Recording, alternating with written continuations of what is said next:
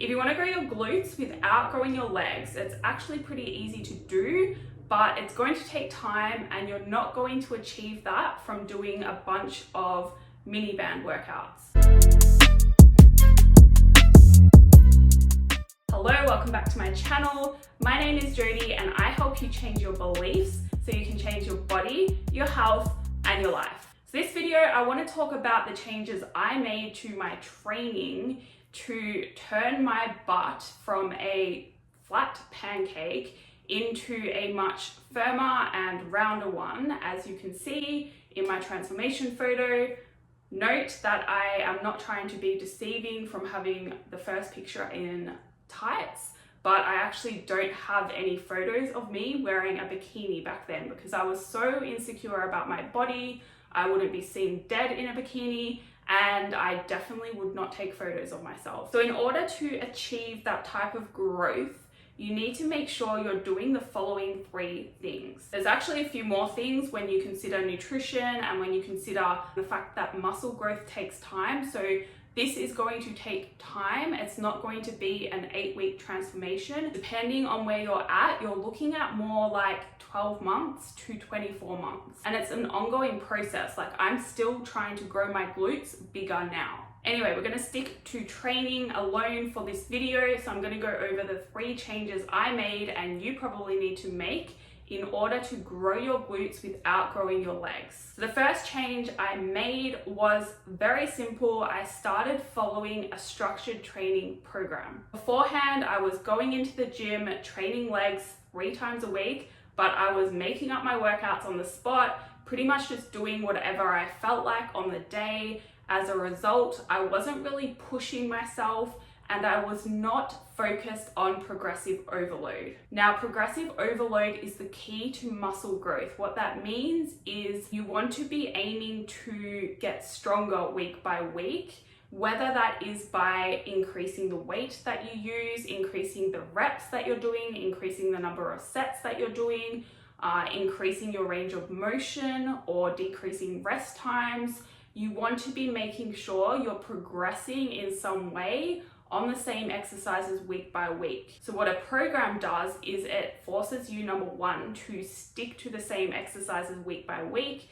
And then by following a program, you have some structure and you can really focus on making sure you're improving on those exercises week by week, rather than just doing whatever you feel like on the day, making it up, or doing the same thing week by week. That is one of the biggest mistakes you can make, is doing the same thing every single week. And I don't mean you need to switch up your exercises week by week. I definitely do not mean that. I mean you need to make sure you're pushing yourself just a little bit more week by week. It doesn't have to be on every single exercise, but definitely on one exercise week by week. If you can do more, that's great, but definitely try to aim to get better week by week somehow. Your glutes are a muscle, and in order for them to grow, you have to stimulate them, and then they'll break down, they'll repair, and they'll come back a bit stronger and a bit bigger, and you have to keep doing that process. If you keep applying the same stimulus week after week, they're not going to have a reason to change. So you have to keep increasing that stimulus week by week in order to keep forcing them to change, and change in this scenario means growth. Now, another benefit of following a structured training program is often they are periodized, so that then the progressive overload often is taken into account in the program, especially if you stick to a program for 4 weeks or maybe sometimes a little bit longer, and then you use another program that actually builds on the first one. You don't want to be swapping and changing programs, like starting with this one for 4 weeks and then going to a completely different one. In some cases that's okay, but you're much better to keep them periodized, and each program should build on the other previous one before that. So you need to stop doing random workouts, you need to stop doing the same thing but week by week, and start following a program and aiming for progressive overload. All right, the next thing I did, and that is super, super important if you want to grow your glutes without growing your legs, is to choose the right exercises. Now, when it comes to glute growth without growing your legs, really you want to focus on exercises that work your posterior chain. So that pretty much means they work your whole backside. So maybe a little bit of your back and your glutes and your hamstrings. Now, to get that kind of separation, like the glute muscle coming out and then your leg, and to make them look really round and perky, you actually should want to grow your hamstring a little bit. When I say not growing your legs, I'm really referring to not growing your quads, which are the muscles that run down the front of your legs and can make you look a bit more bulky. Overall, you want to stay away from quad dominant exercises like front squats and leg extensions, and you want to do more posterior chain focused exercises. So exercises that really work your glutes and even your hamstrings. Examples of these include hip thrusts. Hip thrusts are amazing for glute growth, and I highly recommend you put these into your program. Glute bridges are another one. You can do those weighted as well, and I highly recommend doing these exercises with weight and not trying to just do 20 reps with no weight at all. You want to be doing a range of reps, so low reps, high reps, and using weight, like real weight, and pushing yourself. Other good exercises you should include in your program include glute focused back extensions. I really like those.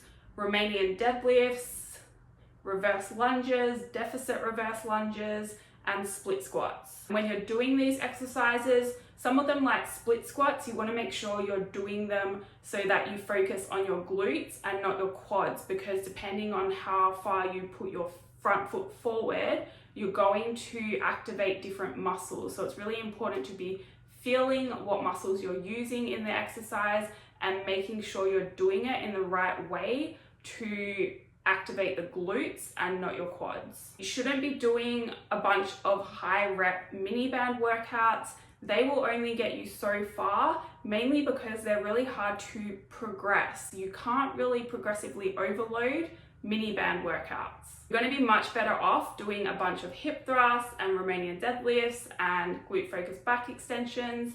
I actually, when my transformation, honestly, I did not do any mini band workouts because I actually don't like them. I sometimes had them as a finisher on my program, but I usually cheated and skipped them all. What I focused on instead was getting really strong in my hip thrusts, my glute bridges, my Romanian deadlifts, and my split squats. So the last thing that is really, really important and that made all the difference in terms of my transformation and will make the difference in your transformation too is focusing on your form. And I kind of referred to this before when I was talking about the split squats and making sure you were doing them in a way to activate your glutes and not your quads. This applies to so many exercises, including squats. So I actually really like squats, and I did do them often to achieve my transformation, but I had to go backwards for a while because I was doing them wrong. And it's a very common mistake I see with people is you're doing your squats with an arch in your lower back and your hips tilted forward, and as a result you're not actually using your glutes to squat. You're using more your quads, or I don't even know, you're just not doing them right. So you want to make sure that you are doing your exercises correctly with the full range of motion. So in terms of your squat, what this means is you need to squat with your hips tilted back and your glutes turned on as you're going down, and making sure you're feeling them as you're coming up as well. You also want to make sure you're getting that depth and not just doing a bunch of half squats and not really feeling your glutes or using them at all. The bigger the range of motion you can get, the more growth you're going to get at the end of the day, because you're going to activate those muscles better. Now, a common question that comes up here is, what about activation exercises?